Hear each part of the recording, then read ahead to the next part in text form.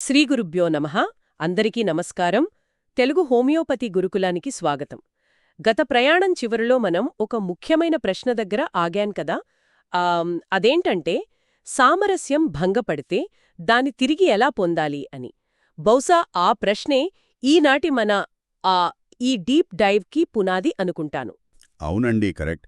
ఎందుకంటే మనం క్రితంసారి భౌతికమైన మ్యాటర్ దగ్గర మొదలుపెట్టి ఎనర్జీ, ఆ తర్వాత మనిషిలోని వైటల్ ఫోర్స్, చివరగా హార్మోనీ అనే ఒక పరిణామ క్రమాన్ని చూశాం. సో ఎక్కడైతే ఆపామో సరిగ్గా అక్కడి నుంచే మళ్ళీ మొదలు పెడుతున్నాం. ఖచ్చితంగా. కాని ఇక్కడొక విషయం గుర్తు చేసుకోవాలి. ఈ ప్రయాణం కేవలం మనిద్దరి ఆలోచన మాత్రమే కాదు కదా. HSRF Bengaluru founder and president Shri PV Satyanarayana garu దశాబ్దాల పాటు చేసిన నిస్వార్థ సేవలు, ముఖ్యంగా 2021లో వారు ఆన్లైన్ ద్వారా అందించిన ఆ అద్భుతమైన బోధనలే మనకు ఆధారం. అవును.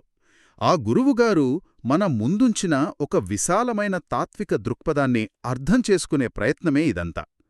కాబట్టి మందుల గురించి మాట్లాడే ముందు అసలా హార్మోనీ లేదా సామరస్యం ఎందుకు దెబ్బతింటోందో మనం కొంచెం లోతుగా చూడాలి. అంటే ఇప్పుడు మనం తినే ఆహారం సరిగా లేకపోవడం, లేదా తగినంత విశ్రాంతి లేకపోవడం, క్రానిక్ స్ట్రెస్ ఇలాంటివుంటాయి కదా. అవును, ఇవన్నీ హానికరమైన అలవాట్లే. కానీ క్రితంసారి మనం మైండ్ అండ్ బాడీ కనెక్షన్ గురించి పెద్దగా టచ్ చేయలేదు. మనం కేవలం శరీరపరంగానే ఆలోచిస్తాం గానీ భయం, దుఃఖం, కోపం ఇలాంటి ఎమోషన్స్ కూడా నేరుగా మన సిస్టమ్ని ఎఫెక్ట్ చేస్తాయి. ఏ రకంగా ఎఫెక్ట్ చేస్తాయంటారు? అంటే ఈ నెగటివ్ ఎమోషన్స్ వల్ల మెదడులో రసాయన మార్పులొస్తాయి. ఇవి నేరుగా మన నిద్రను, ఆకలిని, మన అటానమిక్ రెస్పాన్సెస్ని మార్చేస్తాయి. కడుపులో యాసిడ్ ఎక్కువగా ఉత్పత్తి కావడం నుంచి గుండె స్పందనలు పెరగడం వరకు ఆ ప్రతిదీ ఈ ఎమోషన్స్కి అనుసంధానమై ఉంటుంది. ఒక్క నిమిషం ఆగండి. ఇక్కడే నాకొక సందేహం వస్తోంది. అంటే మన ప్రతి శారీరక వ్యాధికి కేవలం మన ఎమోషన్స్ మాత్రమే కారణమంటారా? అంటే ఇప్పుడు నాకు ఏదైనా ఇన్ఫెక్షన్ వస్తే కేవలం పాజిటివ్ థింకింగ్తోనే ఆ ఇన్ఫెక్షన్ తగ్గిపోతుందా? ఇది ఆచరణ సాధ్యం కాని విషయంగా అనిపిస్తోంది కదా. నేనలా అనట్లేదండి. మీరు లేవనెత్తిన పాయింట్ చాలా ముఖ్యమైనది. ప్రతి వ్యాధికి ఎమోషన్స్ మాత్రమే కారణం కాదు. అలాగని కేవలం పాజిటివ్ థింకింగ్తోనే బ్యాక్టీరియా చనిపోదు. మనం ఈ శరీరాన్ని ఒక ఎకోసిస్టమ్ లాగా చూడాలి. ఎకోసిస్టమ్ అంటే ఒక పర్యావరణ వ్యవస్థలాగానా? కరెక్ట్. ఒక నదిని ఉదాహరణగా తీసుకోండి. నదిలో ఒకచోట కాలుష్యం జరిగితే ఏమవుతుంది? అది కేవలం ఆ ఒక్క నీటి చుక్కకే పరిమితం కాదు కదా. మెల్లగా ఆ నదిలోని చేపలను, ముక్కలను, మొత్తం వ్యవస్థను దెబ్బతీస్తుంది. మన జీవనశైలిలో ఏర్పడే ఒత్తిడి కూడా అలాంటి కాలుష్యమే. ఓహో, అంటే అది మన రోగనిరోధక శక్తిని తగ్గిస్తుందన్నమాట. అవును. దానివల్ల శరీరం ఇన్ఫెక్షన్లకు సులభంగా గురవుతుంది. శరీరం, మనస్సు, ప్రవర్తన, సంబంధాలు ఇవన్నీ ఒకదానితో ఒకటి నిరంతరం ముడిపడి ఉంటాయి. అర్థమైంది. ఒత్తిడి అనేది వ్యవస్థను బలహీనపరుస్తుంది. అయితే ఇక్కడే అసలు సమస్య మొదలవుతుంది. మనం జీవన విధానాన్ని సరిచేసుకున్నాం, మంచి ఆహారం తీసుకుంటున్నాం, సరైన విశ్రాంతి కూడా తీసుకుంటున్నాం అనుకుందాం. అయినా కూడా ఆ సామరస్యం తిరిగి రాకపోతే అప్పుడేమి చేయాలి? అక్కడే క్లాసికల్ హోమియోపతి దృక్పథం మనకు సహాయపడుతుంది. జీవనశైలి మార్పులు మాత్రమే సరిపోనప్పుడు దెబ్బతిన్న ఆ వైటల్ ఫోర్స్ని లేదా డైనమిక్స్ని తిరిగి గాడిలో పెట్టడానికి ఒక అద్భుతమైన సూత్రముంది. అదే సిమిలియా సిమిలిబస్ క్యూరెంటర్. వినడానికి చాలా బాగుంది, కానీ అసలు దీని అర్థమేమిటి? లా ఆఫ్ సిమిలర్స్ అంటారు కదా, అదేనా? అవునండి. స్పష్టమైన తెలుగులో చెప్పుకోవాలంటే ఆ సమాన లక్షణాలను కలిగించగల ఔషధ స్వభావాన్ని రోగిలో కనిపిస్తున్న ప్రత్యేక లక్షణ సముదాయంతో సారూప్యత ఆధారంగా ఎంపిక చేయడం. ఇది క్లాసికల్ హోమియోపతిలో ఒక కేంద్ర సూత్రం. వెయిట్, ఇక్కడే నాకు కొంచెం అయోమయంగా ఉంది. సేమ్ మరియు సిమిలర్ మధ్య తేడా ఏమిటి? వ్యాధిని కలుగజేసేదే వ్యాధిని నయం చేస్తుందా? అంటే మనకు హాని చేసిన పదార్థాన్నే మళ్ళీ ఔషధంగా ఇస్తారా? అలా సేమ్ లేదా అదే పదార్థం అని కాదండి. మనం మాట్లాడుతున్నది సిమిలర్ గురించి, అంటే సారూప్యత. మీకొక సాధారణ ఉదాహరణ చెప్తాను. మీరెప్పుడైనా ఉల్లిపాయ కోసినప్పుడు ఏమవుతుంది? కళ్ళు మండుతాయి, కంటి నుంచి నీరు కారుతుంది, ముక్కు కారుతుంది, తుమ్ములు వస్తాయి కదా. సరిగ్గా అవే లక్షణాలతో ఒక వ్యక్తి తీవ్రమైన జలుబు బారిన పడ్డాడు అనుకుందాం. అప్పుడు హోమియోపతిలో ఏలియం సెపా అనే మందునిస్తారు. ఏలియం సెపా అంటే మరేమిటో కాదు, ఎర్ర ఉల్లిపాయ నుంచి తయారు చేసిన ఔషధం. వావ్, అంటే ఉల్లిపాయ లక్షణాలున్న జలుబుకి ఉల్లిపాయే మందు అన్నమాట. అబ్సల్యూట్లీ. ఒక ఆరోగ్యవంతమైన వ్యక్తిలో ఉల్లిపాయ ఏ లక్షణాలనైతే కలిగిస్తుందో అవే లక్షణాలు ఒక రోగిలో సహజమైన వ్యాధి రూపంలో ఉన్నప్పుడు ఆ వ్యాధిని నయం చేయడానికి అదే ఉల్లిపాయ సారం ఉపయోగపడుతుంది. ఇది వ్యాధికి కారణమైన పదార్థాన్ని ఇవ్వడం కాదు, లక్షణాల సారూప్యత ఆధారంగా మందుని ఎంపిక చేయడం అన్నమాట. ఎంత అద్భుతమైన ఉదాహరణ! సిమిలియా అనే ఈ అద్భుతమైన సూత్రం వింటుంటే నాకొక విషయం గుర్తొస్తోంది. ఇది కేవలం ఆధునిక కాలానిదే కాదు కదా, ప్రాచీన భారతీయ తాత్విక చింతనలో కూడా దీని ఛాయలున్నాయని గురువుగారు తమ బోధనల్లో ప్రస్తావించారు. అవును, ఈ హోమియోపతిక్ సూత్రానికి మన సనాతన ధర్మంలోని ఒక శ్లోకానికి మధ్య గురువుగారు ఒక లోతైన అనుసంధానాన్ని చూశారు. ఆ శ్లోకం శ్రీమద్ భాగవతంలోనిది. ఆ ప్రథమ స్కంధం నుంచి అనుకుంటా. అవును, ప్రథమ స్కంధం 5వ అధ్యాయం 33వ శ్లోకం.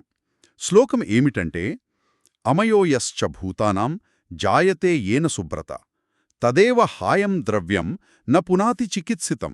దీని భావం నాకు తెలుసండి, నేను వివరిస్తాను. ఓ సద్గుణ సంపన్నుడా, ఏ పదార్థం వల్ల ఒక వ్యాధి కలుగుతోందో అదే పదార్థం చికిత్సా విధానంలో సరిగ్గా ఉపయోగించినప్పుడు ఆ వ్యాధి నివారణకు ఉపయోగపడదా? అక్షరాలా ఇందాక మనం మాట్లాడుకున్న ఉల్లిపాయ ఉదాహరణలాగానే ఉంది. నిజమే, కానీ ఇక్కడ మనం ఒక విషయాన్ని చాలా స్పష్టంగా అర్థం చేసుకోవాలి. గురువుగారు ఈ శ్లోకానికి హోమియోపతిక్ సిమిలియా ప్రిన్సిపల్కి మధ్య కేవలం ఒక అద్భుతమైన తాత్విక సారూప్యతను, అంటే ఒక ఫిలాసఫికల్ రెజొనెన్స్ను మాత్రమే చూశారు. అంటే భాగవతం హోమియోపతిని కనిపెట్టిందనో లేదా ఇది హోమియోపతికి ప్రాచీన సైంటిఫిక్ ప్రూఫ్ అనో కాదు కదా? ఖచ్చితంగా కాదు. ఆధునిక కాలంలో మనం అనుసరిస్తున్న ఒక సూత్రం వెనుకున్న ఆలోచనా విధానం వేల సంవత్సరాల క్రితం మన ఋషులు చేసిన తాత్విక చింతనలో ఎలా ప్రతిఫలించిందో చెప్పటానికి ఇదొక అందమైన ఉదాహరణ. అంతేగాని దీన్ని మనం తప్పుగా అర్థం చేసుకోకూడదు. ఇదొక తాత్విక అనుసంధానం మాత్రమే. సరే, మళ్ళీ మన ఈ వైద్య విధానం దగ్గరకు వద్దాం. వ్యాధి లక్షణాలను పోలిన లక్షణాలను కలిగించే పదార్థాన్ని మందుగా ఇస్తారని చెప్పారు.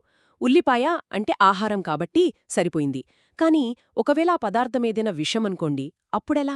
అది శరీరానికి హాని చెయ్యదా? దాన్ని ఎలా సురక్షితం చేస్తారు? ఇక్కడే హోమియోపతిలో పొటెంటైజేషన్ అనే ఒక ప్రత్యేకమైన ప్రక్రియ వస్తుంది. ఆ పొటెంటైజేషన్ అంటే మందును పదే పదే డైల్యూట్ చేసి ఒక పద్ధతి ప్రకారం కుదపడం. దీన్నే సక్సెషన్ అంటారు. డైల్యూట్ చేయడమంటే ఒక చుక్క మందును తీసుకుని చాలా నీళ్లలో లేదా ఆల్కహాల్లో కలపడం లాంటిదా? అలాంటప్పుడు అందులో అసలు మందు ఎక్కడుంటుంది? అది కేవలం నీళ్లు మాత్రమే అవుతుంది కదా? ఇది పని చేస్తుందంటే నమ్మడం కొంచెం కష్టంగా ఉందే. పైకి చూస్తే అలాగనిపిస్తుంది, కాని ఈ పొటెంటైజేషన్ ప్రక్రియ ద్వారా ఆ పదార్థం తన భౌతికమైన విషస్వభావాన్ని కోల్పోయి దానిలోని డైనమిక్ యాక్షన్, అంటే దాని అంతర్గత డైనమిక్ శక్తి మేల్కొంటుంది. డైనమిక్ శక్తి అనగానే మళ్ళీ నాకు భౌతిక శాస్త్రంలో అంటే ఫిజిక్స్లో మనం కొలిచే ఎనర్జీ గుర్తుకొస్తుంది. లేదు, దీన్ని మనం ఆ భౌతిక శాస్త్రంలో కొలిచే ఎనర్జీలాగా చూడకూడదు. ఇది క్లాసికల్ ఫిలాసఫీ పరంగా ఒక పదార్థం తన గుణాన్ని అత్యంత సూక్ష్మస్థాయిలో ఎలా వ్యక్తపరుస్తుందో తెలిపే ఒక శక్తి.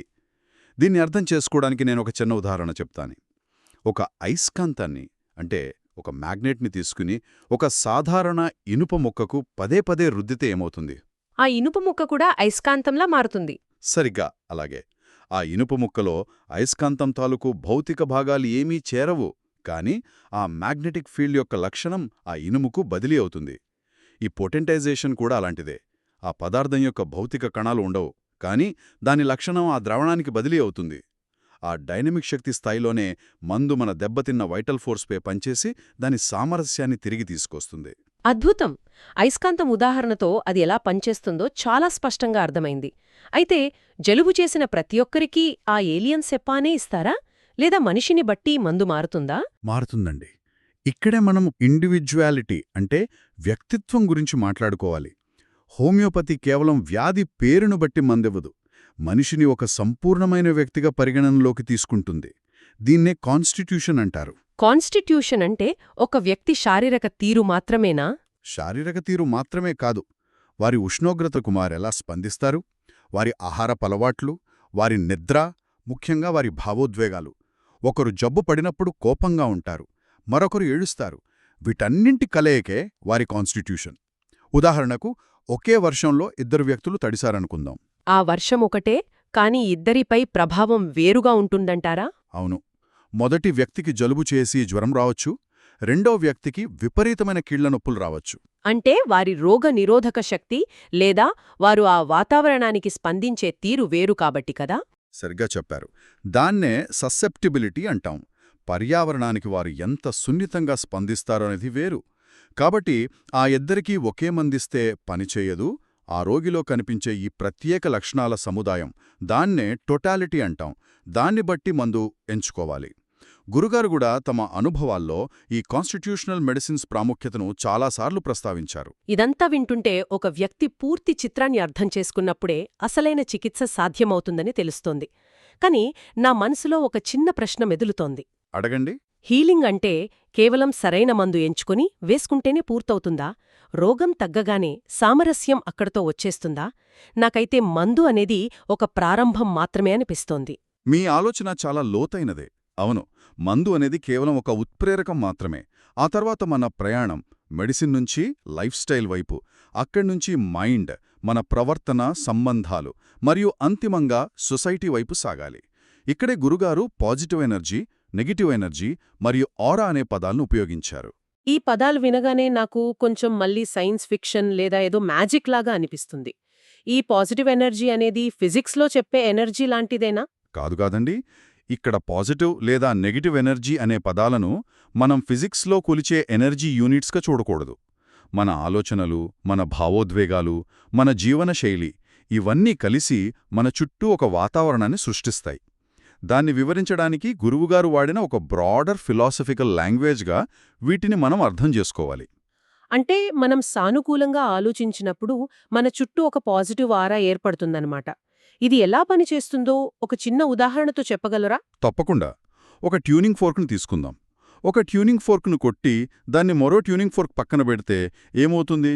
ఈ మొదటి దాని ప్రకంపనలకు రెండోది కూడా వాటంతట అదే వైబ్రేట్ అవడం మొదలుపెడుతుంది. అవును కదా? మన ఆరా కూడా అంతే. మనం సానుకూలంగా ఆలోచించినప్పుడు, దయతో ప్రవర్తించినప్పుడు మన చుట్టూ ఉన్నవారు కూడా ఆ సానుకూలతను గ్రహిస్తారు. దీన్నే మనం పాజిటివ్ లివింగ్ అనుకోవచ్చు. చాలా స్పష్టంగా అర్థమైంది. ఆ ప్రకంపనలే పాజిటివ్ లివింగ్. మరి దీన్ని పెంచుకోవాలంటే ఏం చెయ్యాలి? మంచి ఆలోచనలు, సత్ప్రవర్తన మరియు ముఖ్యంగా ధ్యానం ద్వారా ఈ పాజిటివ్ ఆరా పెరుగుతుందని గురువుగారు చెప్పారు. ధ్యానం చేయడం వల్ల మనస్సు స్థిమితపడుతుంది. మనలోని అనవసరమైన భయాలు, నెగిటివ్ ఆలోచనలు తొలగిపోయి పాజిటివ్ ఎనర్జీ వృద్ధి చెందుతుంది. ఇది నాకు చాలా బాగా నచ్చింది. ఎందుకంటే మనలో హార్మనీ పెరగడమంటే కేవలం మనకోసమే మనం ఏకాంతంగా ప్రశాంతంగా కూర్చోవడం కాదు కదా. ఆ ప్రశాంతత ఇతరుల పట్ల దయగా, ఒక సహాయంగా, ఒక నిస్వార్థమైన సేవగా, అంటే సేవా రూపంలో బయటకు రావాలి. గురువుగారి అంతిమ సందేశం కూడా ఇదే. మనం తీసుకునే ఔషధం మనలో సామరస్యాన్ని పునరుద్ధరిస్తే ఆ సామరస్యం మనం చేసే సేవలో ప్రస్ఫుటంగా కనిపించాలి. ఇండివిడ్యువల్ హార్మోని నిండిన వ్యక్తి తన కుటుంబంలో ఫ్యామిలీ హార్మోనిని తీసుకువస్తాడు. ఆ కుటుంబాలన్నీ కలిసి ఒక సమాజంలో సోషల్ హార్మోన్ని స్థాపిస్తాయి. నిజమే కదా. ఇంట్లో తల్లిదండ్రులు ప్రశాంతంగా ఉంటే ఆ వాతావరణం పిల్లల మీద ఎంత పాజిటివ్ ప్రభావం చూపుతుందో మనం చూస్తూనే ఉంటాం. పిల్లలు మనం చెప్పే మాటలు వినరు. మన ప్రవర్తనను, మన చుట్టూ ఉన్న ఆ పాజిటివ్ వాతావరణాన్ని వాళ్ళు గ్రహిస్తారు. అందుకే హోమియోపతి ద్వారా, సరైన జీవనశైలి ద్వారా మనలో పాజిటివ్ ఎనర్జీని పెంచుకోవడం అనేది కేవలం మన వ్యక్తిగత ఆరోగ్యానికే కాదు, భవిష్యత్ తరాలకు, మొత్తం సమాజానికి కూడా చాలా ముఖ్యం అని గురువుగారు తమ పరిశీలనల ద్వారా గమనించారు. ఇదంతా ఒకదానితో ఒకటి ఎంత అద్భుతంగా ముడిపడి ఉందో. ఒక్కసారి మనం మొదట అడిగిన ప్రశ్న దగ్గరకొద్దాం. సామరస్యం భంగపడితే దాన్ని తిరిగి ఎలా పొందాలి? ఈరోజు మన చర్చ విన్నాక దీనికి సమాధానం కేవలం ఒక మందు మాత్రలో మాత్రమే లేదు అని స్పష్టంగా అర్థమైంది.